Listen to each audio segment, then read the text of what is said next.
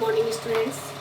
Class 9th में हिंदी विषय में क्षितिज गद्यखंड में हम दो बैलों की कथा जिसके लेखक है प्रेमचंद का के गद्यांश का व्याख्यात्मक अध्ययन कर रहे थे। इससे पहले के अंश का आपने अध्ययन किया। आज हम इसी पाठ के दो बैलों की कथा जिसके लेखक है प्रेमचंद के गद्यांश का व्याख्यात्मक अध्ययन करेंगे। तो चलिए आइए। जैसा कि दो बैल हैं, दो बैल के नाम क्या है? हीरा और मोती। हीरा और मोती को उनके मालिक जूरी ने अपने साले के घर भेज दिया। और जैसा कि दोनों अपने मूक शक्ति है उनके पास और वो आपस में विचार विमर्श करते हैं, ऐसा क्या कर दिया कि जो हमको हमारे मालिक ने हमें दूसरे घर में भेज दिया, या हमसे कुछ ज़्यादा काम करवा लेते तो ज़्यादा अच्छा था। तो हम वो भी करने को तैयार थे, लेकिन हमें पता नहीं हमसे ऐसी कौन सी गलती हुई। जब वो गया साला के यहाँ गए तो वहाँ से वो भाग गए। तो जब वो भागे तो वहाँ जाने के बाद उनको गया ने दो आदमियों को लेकर उनको पकड़ लिया। जब पकड़ने के बाद फिर जब उन्होंने वहाँ पे अपने घर में आकर कुछ खाना पीना कुछ नहीं खाया तो उन्होंने तो क्या हुआ, एक कांजी हाउस में दोनों को बंद कर दिया। कांजी हाउस कहते हैं जहाँ पे जानवरों को रखा जाता है। तो बच्चों, आपने इसी पाठ के इस गद्यांश का यहाँ तक आपने अध्ययन किया था। आज हम इसी के आगे का अध्ययन करते हैं। तो दोनों मित्रों के जीवन में पहली बार ऐसे साबिका पड़ा कि सारा दिन बीत गया, खाने को एक दिन का भी नहीं मिला। अब क्योंकि उनका मालिक जो था जूरी, वो तो उनको बहुत प्रेम करता था, कभी भी नहीं मारा। और उनके सामने एक ऐसा दिन भी आया कि उनके सामने कुछ भी खाना नहीं पड़ा। समझ में न आता तो ये कैसा स्वामी है, उनको समझ में नहीं आ रहा था कि कैसा मालिक है। इससे तो गया फिर भी अच्छा था। और वो कह रहे हैं कि जो गया था वो कम से कम हमें थोड़ा बहुत अनाज तो देता था, तो फिर भी अच्छा था। यहाँ कई भैंसें थी, कई बकरियाँ, कई घोड़े, कई गधे, पर किसी के सामने चारा न था। जैसा कि मैंने बताया आपको, कांजी हाउस तो कांजी हाउस किसे कहते हैं? जहाँ पे क्या होता है, जानवरों को रखा जाता है। तो ये है आपका कांजी हाउस, यानी जानवरों को रखने का स्थान। तो वहाँ पे जब कांजी हाउस में क्या होगा, कई जानवर होंगे। तो कौन कौन से जानवर थे वहाँ पे? कई भैंसें थी, तो कई बकरियाँ थी, कई घोड़े और कई गधे थे। क्या थे? गधे, बकरियाँ, भैंसें। वहाँ पे कहाँ पर थे? कांजी हाउस में। पर किसी के सामने चारा नहीं था और सब जमीन पर मुर्दों की तरह पड़े थे। यानी मुर्दे कहते हैं जिसमें बिल्कुल जान ही नहीं रहती है, तो ऐसे मुर्दों की तरह पड़े थे। कई तो इतने कमज़ोर हो गए थे कि खड़े भी नहीं हो सकते थे। तो कांजी हाउस में जानवर थे, गधे थे, भैंसें थी, बकरियाँ थी, लेकिन सब के सब मुर्दों की तरह पड़े हुए थे। उनमें बिल्कुल भी और किसी के आगे चारा नहीं था। तो खड़े हो गए थे और सारा दिन दोनों मित्र फाटक की ओर टकटकी लगाए ताकते रहे, पर कोई चारा लेकर नहीं आया। उनको उम्मीद थी कि शायद कोई चारा लेकर आएगा। तब दोनों ने दीवारों की नमकीन मिट्टी चाटनी शुरू कर दी। जब उनका इंतजार खत्म हो गया तब उन्होंने कहा, अब तो लगता है कि कोई चारा लेकर नहीं आएगा। तो उन्होंने क्या करा, जो दीवार थी, जो कांजी हाउस की दीवारें थी वो मिट्टी की बनी हुई थी, उनको चाटना शुरू कर दिया। पर इससे क्या तृप्ति होती, लेकिन उससे उनकी क्या संतुष्टि होती? उनको तो क्या चाहिए था? चारा चाहिए था। रात को भी जब कुछ भोजन नहीं मिला तो हीरा के दिल में विद्रोह की ज्वाला दहक उठी। अब देखो, हीरा था शांत स्वभाव का और मोती था उग्र स्वभाव का।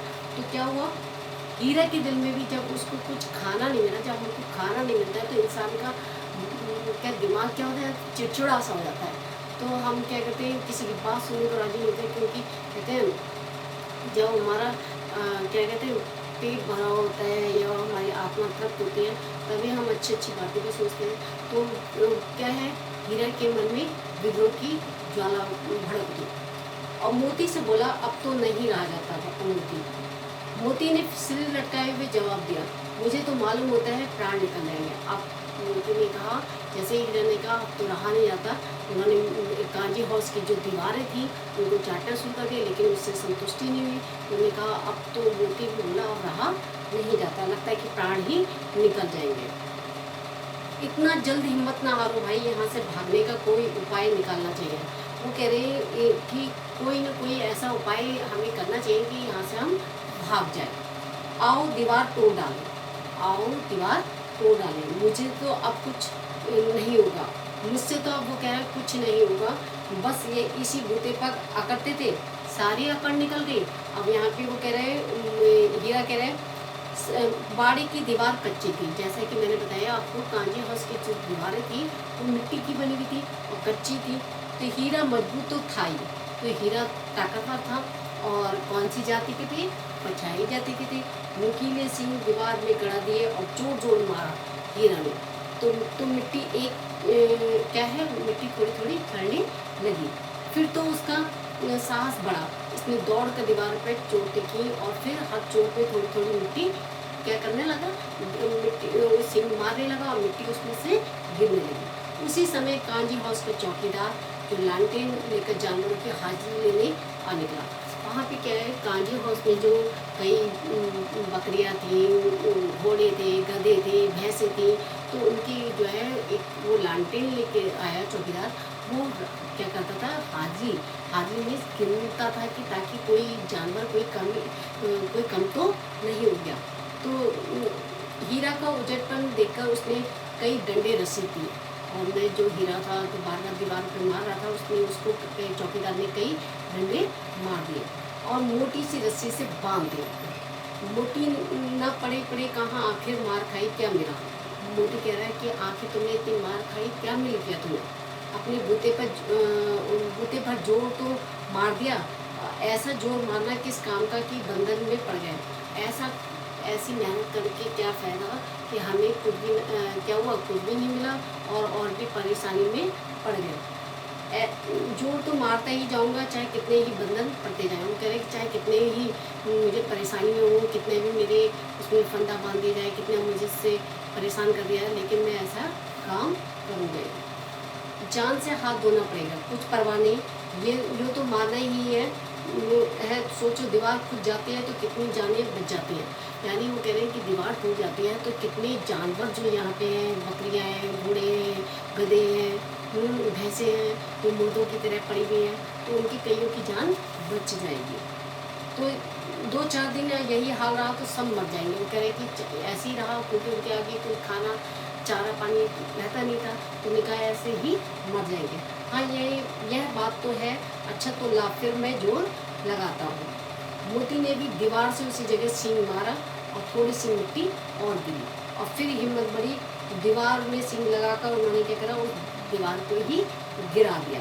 दीवार का गिरना था कि अधमरे से पड़े हुए सभी जानवर क्या हो गए, चेतन अवस्था में आ गए। जो मुर्दे से पड़े थे वो क्या हो गए, चेतन अवस्था में आ गए। तीनों घोड़ियाँ, अब जैसे ही दीवार गिरी तो तीनों घोड़ियाँ सरपट भाग निकली। 3 घोड़ियाँ निकल गई, कहाँ से, कांजी हाउस से। फिर बकरियाँ निकली, इसके बाद भैंसें भी खिसक गई, पर गधे यों का त्यों खड़े रहे। अब देखो जैसे ही दीवार गिरी तो सबसे पहले 3 घोड़ियाँ निकली, फिर बकरियाँ निकली, फिर भैंसें भी खिसक गई, लेकिन गधे तो जो त्यों खड़े रहे। तो गधे को क्या कहा जाता है, सीधेपन के कारण उसको पहले दर्जे का बेवकूफ़ कहा जाता है। तो वहीं के वहीं खड़े रहे। हीरे ने पूछा, तुम दोनों क्यों नहीं भाग जाते? एक गधे ने कहा, जो कहीं फिर पकड़ लिए जाए तो क्या हर्ज है, अभी तो भागने का अवसर है, हमें तो डर लगता है। वो कह रहे हैं हमें तो डर लगता है कहीं हम कहीं पकड़े गए तो हमारी अवस्था ऐसी है और भी हमारी अवस्था क्या हो जाएगी, बिल्कुल खराब हो जाएगी।